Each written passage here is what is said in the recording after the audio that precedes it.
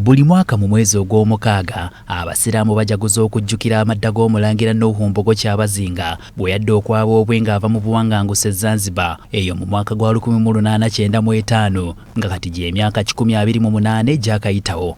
Nga bakoze amadda g'omulangira Nuhu Mbogo, abasiraamu beenyumiriza mu bintu eby'enjawulo Mbogo bye yakola olw'eddiini ye nga n'okutuusa olwaleero bye bimu obusiraamu mu Uganda kwe buyimiridde. Bwe tutyo naffe enkoko twagikutte mumwa okwolekera e Makerere Kikoni ewa Sheikh Dirisa Abdul Nuru Nsereko ayongera okunnyonnyola abantu omulangira Nuhu Mbogo yaani saako n'okumanya amakulu agali mu kukuza olunaku luno.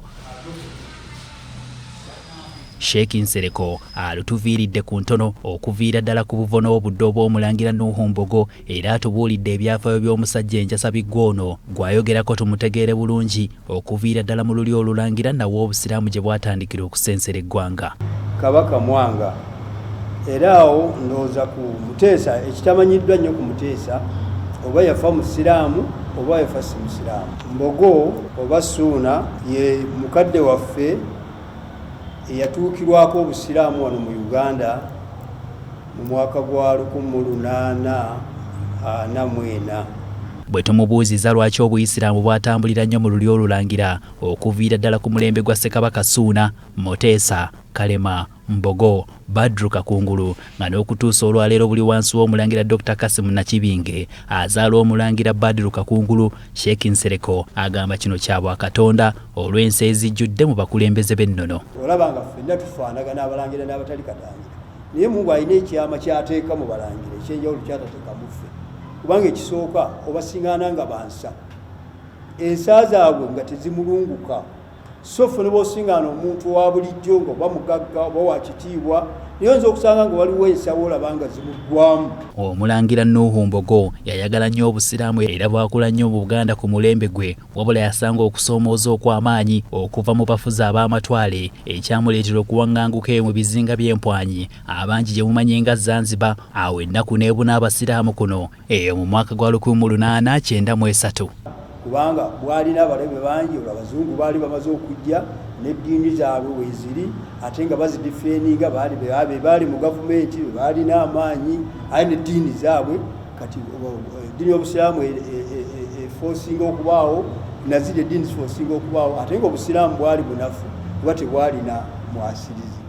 Wabula omulangira Nuhu Mbogo omutima gwamusulanga eno era mu mwaka gwa 1895 ku mulembe gwa Kapere Lugadi omulangira Nuhu Mbogo yakomawo okwaba obwe ng'ali wamu n'abantu be yawaŋŋanguka nabo ko n'Abawarabu okuli Sultan Khalifan eyali amuweereddwa Abawarabu okwongera okumusomesa eddiini y'Ekiyisiraamu nga baatuukira ddala mu kibuga wakati ku City Square wabula olw'okubanga baali bangi baaweebwa ebifo ebiwerako okwali ne Kawempe. Mu tawuni awo City Square awo watyo bwe batuukira awo nga tebajjaawo Mbogo yalina abantu abasiraamu yagenda nabo ne be yali azze nabo yabasaba n'agamba Kapere bane waliwo mumpadde sijjaawo nina abantu bangi kye baakola kwe kumuwa Kawempe ne bamuwa n'ebifo ebirala by'osiŋŋaana nga bya bulangira oba bya busiraamu. Wano we tutegedde nti omulangira Nuhu Mbogo ne banne baaweebwa Kawempe, Sheikh Nsereko ne tumusaba asimbe wakati era tetubulinze kuziba bwe tuti ne tubinaanika engatto okwolekera e Kawempe ku muzikiti ogwabbula mu linnya lye ogwa Masjidi Nuhu Mbogo wabula kiro obwedda buli we tuyita ng'amaaso tugakuba ku bupande obw'amasomero,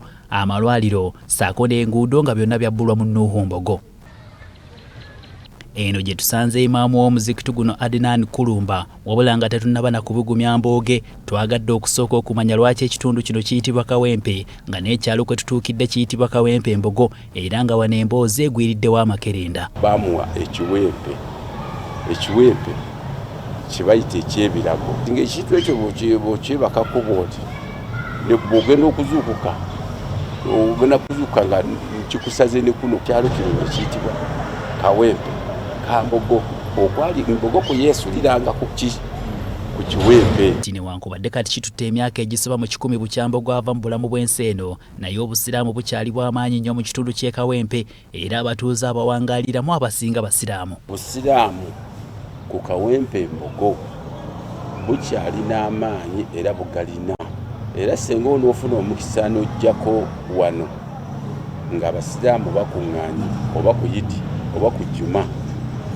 kijja kuwa ekifaananyi nti obusiraamu bukyali bwaki bw'amaanyi. Imam Adnan agamba yenyumiriza okuba nti ye mukulembeze w'omuzikiti guno ogw'ebbeeyi era ogw'ekijjukizo ky'omusajja Enjasa Biggu eyalwana obwezizingirire okulaba ng'obusiraamu buli ku ddaala lye buliko n'okutuusa olwaleero.